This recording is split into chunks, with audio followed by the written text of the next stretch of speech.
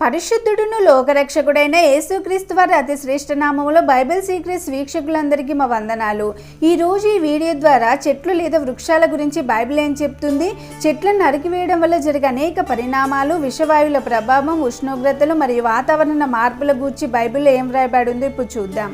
ముందుగా మీకు ఒక రిక్వెస్ట్, మా వీడియోస్ కనుక మీకు నచ్చినట్లయితే లైక్ అండ్ సబ్స్క్రైబ్ చేసుకొని ఇంకా మీ ఫ్రెండ్స్కి కూడా షేర్ చేయండి. సొలొమోను మహారాజు తను వ్రాసిన గ్రంథాలలో ప్రసంగి గ్రంథం ఒక ప్రత్యేకత కలిగిన గ్రంథం అయి ఉంది. దైవాత్మ ద్వారా ఆయన వ్రాసిన మాటలో ఒక మాటను చూద్దాం. ప్రసంగి గ్రంథం 10వ అధ్యాయం 9వ వచనంలో చెట్లు నరుకువాడు దాని వలన అపాయం తెచ్చుకునంటూ సొలొమోను గారు పలికారు. చెట్లు నరికేవాడు దేని వలన అపాయం తెచ్చుకుంటాడంట? దాని వలన, అంటే చెట్లు నరకడం వలన అపాయం తెచ్చుకుంటాడు.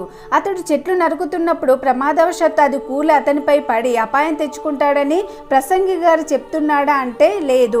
ఒకవేళ ఆయన రాసింది దాన్ని గూర్చి మాత్రమే అనుకుంటే చెట్లు నరికే ప్రతి వారు చనిపోవాలి కదా. సొలొమోను మహారాజ్ చెప్తున్నది అది కాకపోతే ఆ వాక్యం దేని గురించి చెప్పబడిందో ఇప్పుడు చూద్దాం. భూ వాతావరణం రాను రాను మోటార్ వెహికల్స్ నుండి వెలువడే కార్బన్ డైఆక్సైడ్ అంటే బొగ్గు పులుసు వాయువులు, ఫ్యాక్టరీల నుండి విడుదలయ్యే విషవాయువులు, ఫ్రిడ్జ్లు, ఎయిర్ కండిషనర్లు మొదలగు వాటి నుండి విడుదలయ్యే క్లోరోఫ్లోరో వాయువుల కారణంగా కలుషితమైపోతుంది. ప్రపంచ జనాభా ఎంత వేగంగా పెరుగుతుందో మనం చూస్తున్నాం. అందువలన మోటార్ వాహనాలు, ఫ్యాక్టరీలు అధిక సంఖ్యలో పెరుగుతున్నాయి.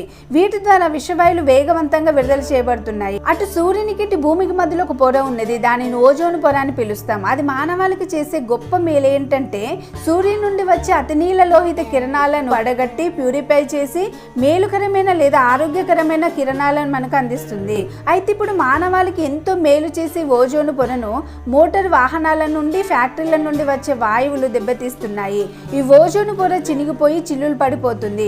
ఓజోన్ పొర ఇలా ప్రమాదానికి గురి కావడం వలన సూర్యుని నుండి వచ్చే ఉష్ణోగ్రత భూమిపై డైరెక్ట్ గా పడి తగిన దానికంటే ఉష్ణోగ్రత భూమిపై పెరిగి అంటార్కిటికాలోని మంచు ఖండాలు కరిగి సముద్రములు కలిసి సముద్ర మట్టం చాలా ఎత్తుకు పెరిగిపోతుంది. అప్పుడు భూమి మీద నేల చాలా భాగం నీటిచే కప్పబడి మనకు నేల చాలా వరకు తగ్గిపోతుంది. అంతేకాదు విషవాయువుల కారణంగా మనకు భయంకరమైన రోగాలు, జబ్బులు వచ్చి ఆయుష్ తగ్గిపోయి మరణాల రేటు కూడా పెరిగిపోతుంది.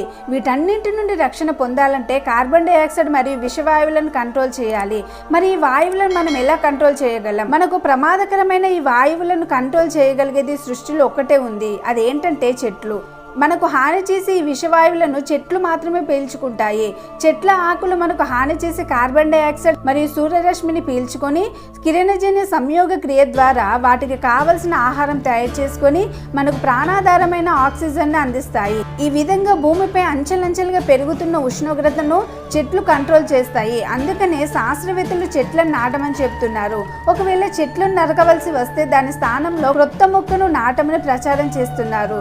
చెట్ల ద్వారా ఇంత గొప్ప రక్షణ ఉందని ఈనాడు శాస్త్రవేత్తలు కనుగొని మనకు చెప్తే దేవుడు 3000 సంవత్సరాల క్రితమే చెట్లు నరుకుట అపాయకరమని తన భవిష్యత్తు జ్ఞానముతో నేటి పరిస్థితుల గూర్చి ఒక్క ముక్కలో తేల్చి చెప్పేశాడు. ద్వితోపదేశ కాండం 20వ అధ్యాయం 19వ వచనంలో దాని చెట్లు గొడ్డలి చేత పాడు చేయకూడదు, వాటి పండ్లు తినవచ్చును గాని వాటిని నరికివేయకూడదంటూ ప్రభు రాయించాడు. చూసారా ప్రభు దృష్టిలో చెట్లకున్న ప్రత్యేకత. అందుకే అంటున్నారు చెట్లు ప్రగతికి మెట్లని. ఎన్నో వైజ్ఞానిక విషయాలను అందించిన దివ్య గ్రంథమైన బైబిల్లో ఇలాంటి అనేక విషయాలు రాయబడి ఉన్నాయి. వీటన్నింటి గురించి మీరు ఇంకా తెలుసుకోవాలనుకుంటే మా ఛానల్ని ఫాలో అవ్వండి. దేవుడు మిమ్మల్ని దీవించును గాక. ఆమేన్.